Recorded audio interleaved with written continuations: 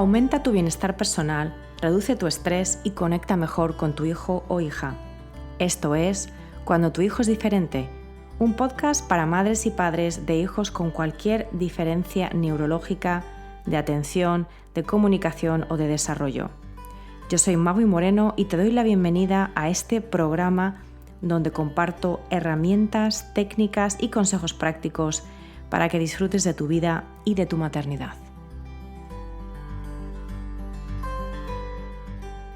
Hola, ¿qué tal? En este episodio te quiero hablar de un tema con el que yo misma estoy lidiando en este momento y con el que puede que tú también o lo vayas a hacer en breve. Y es el asunto de hablar con tu hijo neurodiverso sobre su diferencia. Hacerle saber que de alguna manera no es como muchos de los niños de su edad en ciertos aspectos. Verás, mi hijo tiene ahora 9 años y tiene un diagnóstico de TEA, trastorno del espectro autista. Desde hace varios años me pregunto cuándo será el mejor momento para contárselo y para hablarle de su diagnóstico. Hace poco él se quejaba de las varias terapias que tiene después del cole y en ese momento intuí que era importante explicarle que no todos los niños necesitan ayuda extra, pero que él sí, porque su cerebro funciona de una manera algo diferente. Así que hoy te quiero hablar sobre este tema.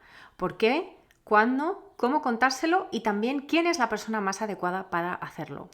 Y lo hago en base a mi experiencia como mamá de un niño con autismo, pero también en base a lo que he investigado al respecto y lo que me traen las familias que trabajan conmigo en sesiones de coaching. Y por supuesto aquí no me refiero solamente al autismo, sino también a cualquier otro trastorno o diferencia neurológica como puede ser el TDA, Downs o la dispraxia o la dislexia severa. Así que empezamos con el por qué. Es muy importante examinar el por qué. ¿Por qué contárselo a tu hijo? Para mí, no se concibe que hablemos de conocimiento, de aceptación, de bienestar, de integración, de apoyo, si no lo ponemos también a disposición de nuestros hijos. Es decir, si no les ayudamos para que se conozcan mejor, para que se entiendan mejor, para que se comprendan mejor, para que comprendan que ciertas dificultades que tienen no se deben a que sean defectuosos de ninguna manera, a que sean tontos o antipáticos o malos, sino sencillamente a que su cerebro está cableado de manera algo diferente al de muchos de sus coetáneos. Y esto da muchísimo poder. Poder para aceptarse y apreciarse. Para aceptar y apreciar la diferencia como diversidad y no como binomio mejor, peor o normal, anormal. Todo el mundo, tengamos diferencias neurológicas o no, necesitamos aprender quiénes somos para poder tomar decisiones con plena conciencia de lo que nos gusta, de lo que no nos gusta y de por qué. Desde aquí cualquiera puede usar esa información para ayudarse a sí mismo a maximizar su potencial. Negarle a nuestros hijos esa luz en el camino puede tener consecuencias serias para ellos más adelante. Muchos padres nos preocupamos de que no lo van a entender o de que se van a enfadar o se van a deprimir o a no querer aceptarlo, o incluso de que van a usar su diferencia como excusa para no hacer ciertas cosas. Y claro, dependiendo de las circunstancias, del contexto familiar y social, pues todo esto puede o no pasar. Pero cabe recordar que muchos de estos desafíos pueden igualmente surgir sin ese conocimiento del diagnóstico. Entonces, desde un punto de vista ético, creo que es importante aquí insistir en que guardarnos información que puede ayudar a nuestro hijo a entenderse mejor y a aceptarse más plenamente, aunque esto lleve su tiempo, que no digo que no, esto sería poco responsable y poco respetuoso por nuestra parte. Recuerda que, aunque tu hijo no te diga nada o no se exprese verbalmente, percibe la frustración y la confusión a su alrededor y puede llegar a conclusiones muy equivocadas sobre su salud, sobre su vida, sobre su valía como persona y sobre el cariño de sus seres queridos. ¿El cuándo? Este aspecto depende totalmente de la personalidad, la especificidad, las habilidades y la sociabilidad de tu hijo. En mi opinión no hay una edad concreta porque depende de en qué punto de autoconciencia está tu hijo. ¿Se da cuenta de que hay ciertas cosas que le cuestan más o que le salen mal? ¿Se frustra y no entiende por qué? ¿Se da cuenta de que otros niños son diferentes a él? Por ejemplo, pues tienen más amigos. Una buena indicación es si hace este tipo de preguntas a ti o a cualquier otra persona de tu entorno o incluso en la escuela. No evites hablar si él o ella te pregunta, pues le puede causar ansiedad y hacer que se obsesione más con el tema. Aunque no las haga, las preguntas, esto no quiere decir que no lo piense. Entonces, como padres, tenemos que jugar un papel de detective a menudo para averiguar si ha llegado el momento de hablar del tema o no. Y también pues, le podemos dar la vuelta a la tortilla a esto de las preguntas y hacerlas nosotros, siempre con cariño y con respeto. Por ejemplo, yo desde hace algunos años a veces le pregunto a mi hijo, cuando aleteas las manos, ¿cómo te sientes? ¿Cómo te ayuda? Es una buena manera de, primero, entenderle mejor y segundo, de abrir una conversación sobre cómo eso puede suponer una diferencia con otros niños. Desde aquí se pueden tener conversaciones muy enriquecedoras tanto para nosotros como para ellos. Eso sí, hay que tener cuidado de no sacar de lleno el tema después de algún evento que haya sido difícil para tu hijo o tu hija. Si ha habido algún incidente o algo que le haya causado emociones fuertes, es mejor esperar a que vuelvan las aguas al cauce, porque si no caemos en el peligro de vincular sin querer el diagnóstico o la diferencia a dificultades emocionales o sociales. Y esto suele pasar más a menudo con adolescentes o personas que son más mayores, que ya no son niños, que llegan a puntos de crisis antes de enterarse de que tienen una diferencia neurológica.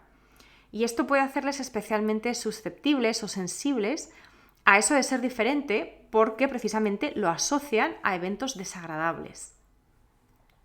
Entonces es mejor empezar con una campaña sutil pero regular de comunicación en el hogar en torno a cómo todos somos diferentes pero igualmente valiosos. Así vamos preparando el camino. Y esto es mucho mejor que el niño o la niña se entere por un compañero de clase o que alguien le espete una palabra que no entienda del todo y que le lleve a asociarla al rechazo o al ridículo. Y un último punto sobre el cuándo es el cuándo de los padres y del resto de la familia. Todos tenemos que estar preparados. Muchos padres no quieren hablar de esto con sus hijos porque se sienten abrumados, angustiados o sencillamente les da miedo, no saben cómo va a responder, ni ellos mismos a esta conversación. Esto es normal.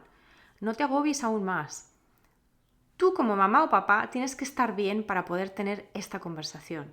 Y cuando digo bien no quiero decir que estés fenomenal, sino lo suficientemente bien emocionalmente en ese momento para asumir una conversación que puede ser muy difícil o muy emotiva o incluso algo decepcionante. Si no es buen momento para ti, seguramente no lo será para tener este tipo de conversaciones para nadie. Pero no lo pospongan eternamente hasta que alguna situación desagradable lo fuerce. ¿El qué? El cómo.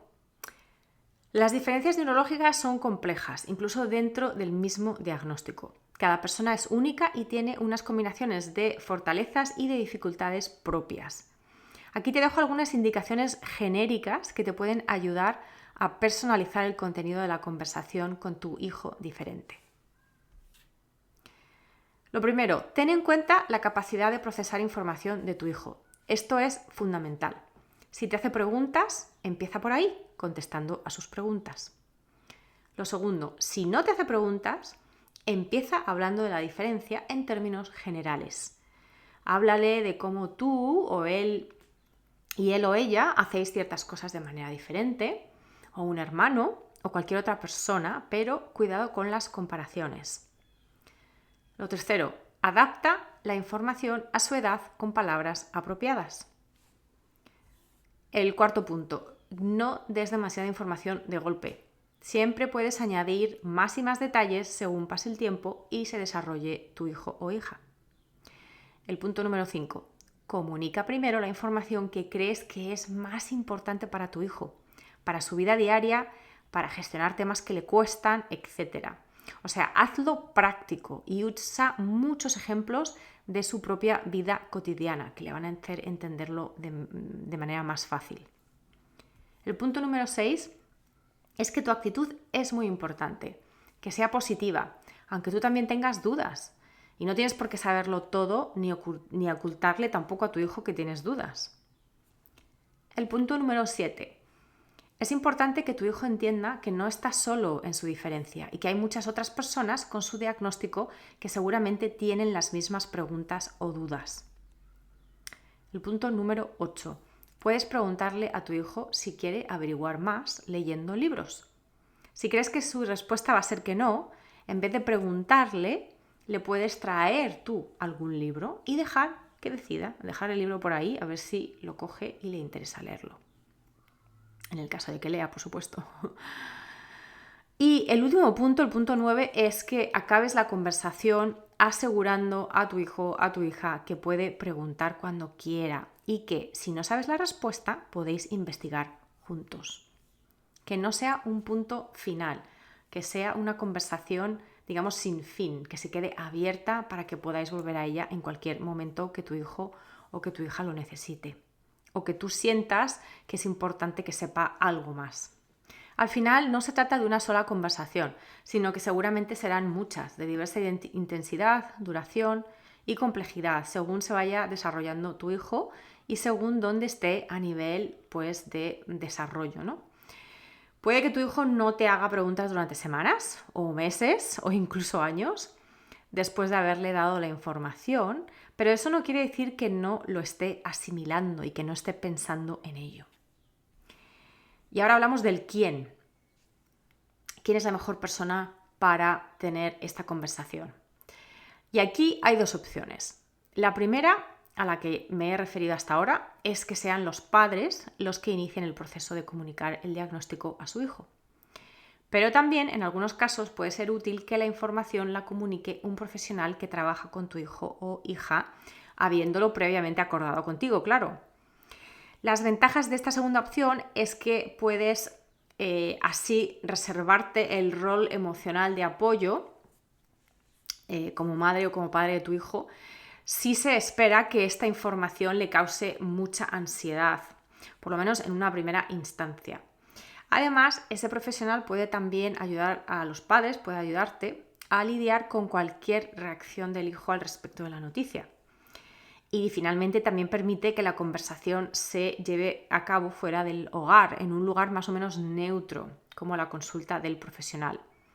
Pero obviamente esta opción requiere de mucha confianza entre profesional y padres. Y pues obviamente no va a ser el caso de todas las familias.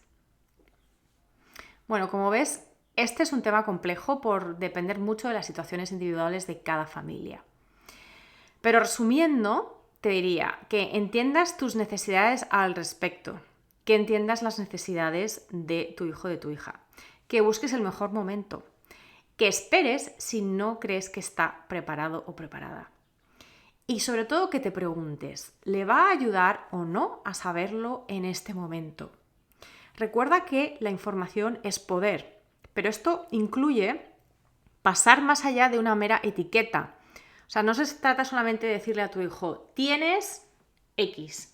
Requiere enseñar a tu hijo a que se conozca, a que se entienda, a que se acepte tal y como es. Es una conversación, yo diría que vital, es de toda la vida, no solamente es de un solo momento.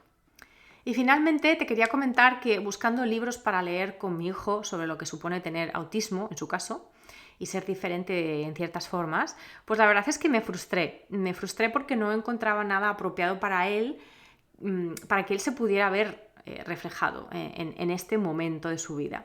Porque o eran libros sobre niños genio o eran libros sobre niños con autismo grave que ni siquiera hablan. Entonces decidí escribir mi propia historia describiéndole a él y explicándole un poco lo que constituye tener TEA, pero también dejando huecos para que él mismo se autodefina o pueda expresarse, porque obviamente en el caso de mi hijo lee y escribe, entonces eso es una opción para él, ¿no? Si quieres descargarte el modelo que he creado y aún no estás suscrito a mis emails semanales, te puedes suscribir en mi web, que es maguimoreno.com, o me puedes enviar un email a maguimoreno@icloud.com y te lo envío por si te puede servir. Por supuesto que las circunstancias de tu propio hijo o de tu propia hija serán diferentes, pues debido a las especificidades de su diagnóstico, a su edad, a su habilidad para leer y para escribir y muchas otras, ¿no? Pero lo pongo a disposición de mis suscriptores como idea y sobre todo para animaros a todos a que le hables a tu hijo dentro de lo que consideres adecuado sobre cómo funciona su cerebro y sobre las dificultades que realmente tiene, ¿no?, en su día a día. Es ayudarle a entender su propio comportamiento, sus emociones, sus pensamientos. Uno de los mejores regalos que le puedes hacer a tu hijo, sea atípico o no, es inculcarle la importancia del autoconocimiento y modelársela. Por ejemplo, hablarle de cómo tú te has ido conociendo mejor. No solamente hablar de estos temas, sino también hacer de modelo para ellos. Si él o ella se va conociendo mejor, entenderá mejor sus frustraciones y por qué se siente como se siente. Y esto es un regalazo, porque es poder acompañarnos a nosotros mismos por la vida con mayor compasión y también satisfacer mejor nuestras necesidades porque las conocemos mejor y poder comunicárselas a los demás, que es fundamental para no frustrarnos y para tener una mejor calidad de vida.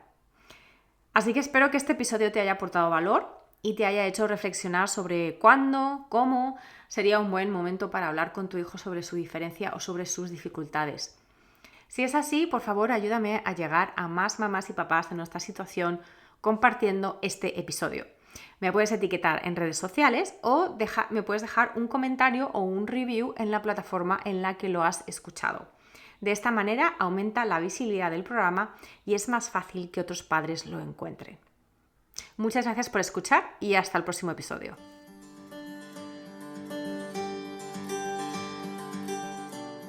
Gracias por escuchar Cuando tu hijo es diferente. Para no perderte ningún episodio, suscríbete en tu plataforma de podcast favorita o en YouTube.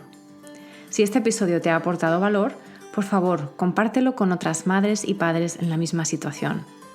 O deja un comentario o una reseña para aumentar la visibilidad de este programa y que pueda llegar a más gente como tú y como yo en busca de apoyo. Si quieres saber más de mí, de mi trabajo y acceder a recursos gratuitos como el kit de primera ayuda, visita mi página web mauimoreno.com.